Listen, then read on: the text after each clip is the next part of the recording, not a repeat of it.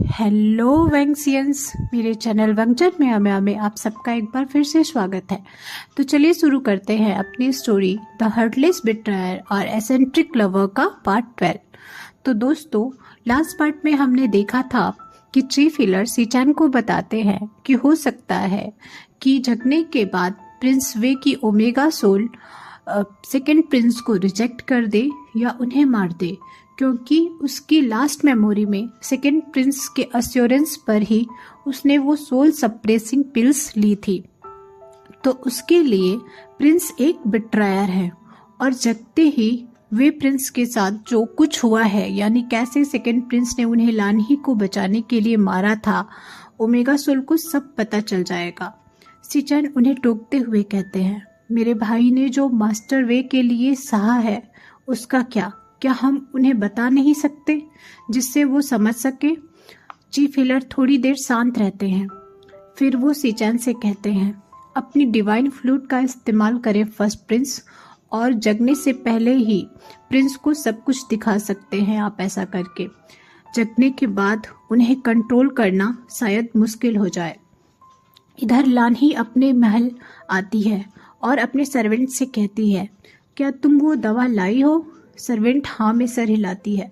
फिर लानही से कहती है, प्रिंसेस, मुझे एक बात समझ नहीं आ रही कि जब प्रिंस को हम पिछली बार की तरह सिंपल गूसू वाइन पिलाकर बेहोश कर सकते थे, तो आपने उन्हें ये दवा क्यों दी, और अब इसकी एक और डोज आप उन्हें इसेंस बर्नर से क्यों देना चाहती हैं? लानही कहती है, क्योंकि वांगची गलतियां नहीं दोहराता। वो दोबारा मेरा या किसी का दिया हुआ कुछ नहीं पिएगा या खाएगा, और अगर उसने पी भी लिया तो उसे उस मार्क की वजह से मैं उसे छू भी नहीं पाऊंगी, चाहे भले ही वो डेमोनिक ओमेगा अभी सप्रेस्ड है। उसका ये मार्क हमेशा मुझे वांगची से दूर रखता है। ये दवा उस मार्क को थोड़े टाइम के लिए ब्लॉक रखेगा, बस एक बार डुअल कल्टीवेशन से मेरी सोल प्योर हो जाए। इधर सीचान के पास जिंगसी में कुरैन आते हैं। सीचान गुस्से में कुरैन से कुछ कहने के ही वाले होते हैं कि वह निशियान को कुरैन के पीछे देखते हैं, जो विंग को देखते ही विंग से जाके लिपट जाता है। कुरैन सीचान से पूछता है, वांगची कहाँ है? सीचान कहते हैं, पता नहीं। तभी अचानक विंग उठकर बैठ जाता है। वह कुरैन की तरफ देखता है और एक तेज पावर ब्लो से कुरैन जोर से जिंगसी के सामने की दीवार से टकराता है।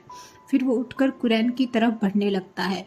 कुरैन अपने चारों तरफ एक सुरक्षा कवच बनाता है, लेकिन विंग थोड़ी ही देर में उससे भी तोड़ देता है। वह कुरैन को गर्दन से ऊपर उठा देता है। तभी निशियान उसका पैर पकड़कर रोने लगता है। वो निशियान की तरफ देखता है। सीचान कहता है, वे प्रिंस, मैं जानता हूँ मेरे अंकल ने आपके साथ बहुत गलत किया, लेकिन आप प्लीज उन्हें माफ कर दें। ची फिलर सीचान से कहते हैं, आपने जब डिवाइन फ्लूट बजाई तो सारा पास्ट मास्टर वे के सामने आ गया होगा, लेकिन उसमें आपके भाई की तकलीफों के साथ आपके अंकल ने जो किया वो भी उन्हें पता चल चुका है। अभी ची फिलर ने अपनी बात पूरी भी नहीं की थी कि विंग फिर से कुरैन की तरफ बढ़ता है। कुरैन कहता है, मुझे माफ कर दो वेवोशियन, मैं नियमों और परंपराओं के चक्कर में अंधा हो गया था। विंग गुस्से में उसकी तरफ देख ही रहा था कि उसे अपनी गर्दन पे फिर से जलन महसूस होती है। उसकी लाल आंखें और लाल हो जाती हैं। वो तुरंत वहां से फ्लाई करते हुए लानही के महल आ जाता है, जहां लानही की सर्वेंट उसे रोकने की कोशिश करती है। विंग उसकी तरफ देखता है और वो वहीं गिरकर तड़पने लगती है। उसकी आंख, नाक और कान से ब्लड आने लगता है और अचानक उसके दोनों हाथों में आग लग जाती है। विंग उसकी तरफ देखकर दो आवाजों में कहता है, मेरे मेट को छूने की हिम्मत कैसे हुई तुम्हारी, और अंदर की तरफ चला जाता है, जहां लानही वांगजी का सर अपने गोद में रखकर बेहोश वांगजी से कुछ बातें कर रही थी। विंग का यह रूप लानही ने आज तक कभी नहीं देखा था। वो उठते हुए कहती है, मैं तुमसे नहीं डरती, मेरे पास कुछ ऐसा है जो तुम्हें मार सकता है। विंग उसे एक हाथ से गले से उठाकर दूर फेंक देता है और वांगजी को देखता है। वो उसके फोरहेड पे किस करता है और उसके कान में एक लाइट बाइट करते हुए कहता है, माय मेट, उसकी आंखों की चमक से पूरा कमरा एक बार लाल रोशनी से चमक उठता है। वो मार्ग पर किस करता है और कहता है, माय सोलमेट। लानी जमीन से उठते हुए कहती है, उसकी सोल मुझसे बॉन्ड है, मुझसे शादी की है उसने। विंग की नज़र फिर से लानी पर जाती है। वो उसको देखता है और लानी दर्द से तड़पने लगती है। तभी वहाँ सीचैन, कुरैन और कुछ योद्धा कल्टीवेटर आ जाते हैं। कुरैन विंग से कहता है, उसे छोड़ दो वेबुशन, तुम्हारा असली अपराधी मैं हूँ। उसका एक बच्चा है, उसे छोड़ दो। सीचैन कहता है, और वो बच्चा वांगजी का नहीं है। कुरैन सीचैन की तरफ देखता है। विंग को दूसरे चैम्बर से बच्चे के रोने की आवाज़ सुनाई देती है।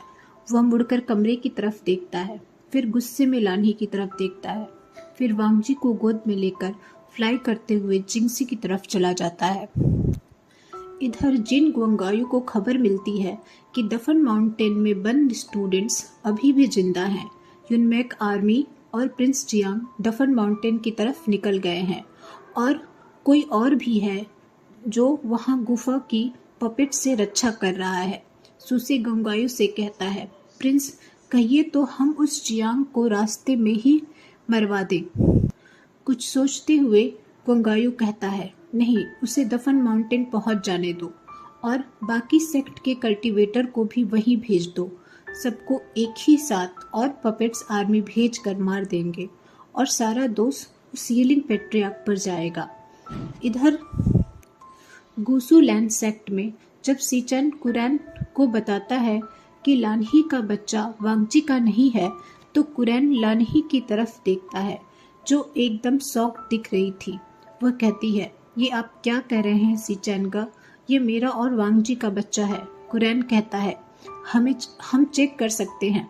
तभी वहाँ एक कल्टीवेटर आता है और बताता है कि गूस सेक्ट लीडर आए हैं और तुरंत अंदर आना चाहते हैं। लानी कहती है, देखागा, मेरे फादर आ गए, आप लोग मेरे साथ कुछ नहीं कर सकते। मैं अपने बच्चे को किसी भी परीक्षण से होकर नहीं गुजरने दूंगी। कुरैन गुस्से में आंखें बंद करते हुए उस कल्टीवेटर से कहता है, उन्हें अंदर भेज दो। गुबान अंदर आते ही लानी को एक तेज थप्पड़ मारते हैं और सीचैन से कहते हैं, मेरी बेटी ने आपके भाई पर लव कर्स किया है। और सीचैन उन्हें रोकते हुए कहते हैं, और मेरे भाई से शादी करने के बाद भी आपकी बेटी ने दूसरे पुरुष से संबंध रखा। गुबान लानी की तरफ देखता है। लानी कहती है, ऐसा कुछ नहीं है फादर, वो मेरा और वांगजी का बच्चा है। सीचैन तभी बच्चे पर सोल स्पेल लगाने ही वाले होते हैं कि लानी उन पर हमला कर देती है और अपने बच्चे को लेकर वहां से जाने से पहले कहती है, वांगजी बस मेरा है, मैंने इतना कुछ सहा है उसके लिए, इस बुढ़े के सारे नाटक सहे हैं मैंने। तुम लोग मुझसे वांगजी को नहीं छीन सकते। मेरे पास उस वेवुशियन का बनाया हुआ ये नायरन है, मैं सबको खत्म कर दूंगी। और वहां से गायब हो जाती है। गुबान अपने मास्क को ठीक करते हुए कहता है, ये स्मेल तो। उसे रोकते हुए सीचैन कहते हैं, अंकल आसमान की तरफ देखिए। तीनों बाहर आते हैं तो आसमान में चारों तरफ बादल थे। इधर विंग की पावर स्पेल से वांगजी आंखें खोलता है और उसे महसूस होता है कि वो किसी की बाहों में है। सामने देखता है तो विंग उसे अपनी रोज रेड आइज से प्यार से देख रहा था। वांगजी कहता है, माय ओमेगा। अभी वांगजी दूसरा शब्द बोलने ही वाला होता है कि माय ओमेगा सुनकर विंग उसे तुरंत किस कर लेता है। वांगजी किस को ब्रेक करते हुए आंखों में आंसू भरकर कहता है, तुमने बहुत इंतजार करवाया, अब मुझे छोड़कर कभी मत जाना। और विंग को पैशनेटली किस करने लगता है। बाहर बादल के गरजने की आवाज़ जिंगसी के मेन हाउस के बेड चैम्बर में साफ साफ सुनी जा सकती थी। लेकिन विंग जल्दी में वांगजी की रोक फाड़ देता है। वांगजी विंग का हाथ रोकते हुए कहता है, विंग, ये आखिरी मौका है तुम्हारे लिए। मैं इससे पहले कि वांगजी अपनी बात कंप्लीट करे, विंग उसे इग्नोर करते हुए उसके कान पर बाइट कर लेता है। और ये बाइट पिछले बाइट की तरह लाइट नहीं होती है और ना चाहते हुए भी वांगजी के मुंह से एक लाइट मून निकल जाता है।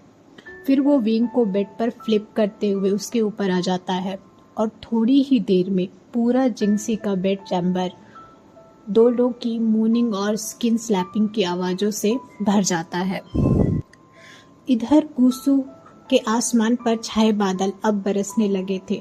सिचान, कुरैन और गुबान गुसू के कुछ यंग कल्टीवेटर्स के साथ खड़े होकर आंगन में हो रही बारिश को देख रहे थे। कुछ स्टूडेंट्स हाथ बढ़ाकर पानी की बूंदें छूते हैं, लेकिन कुरैन से नज़र मिलते ही वो अपनी नज़रें नीचे कर लेते हैं और हाथ हटा लेते हैं।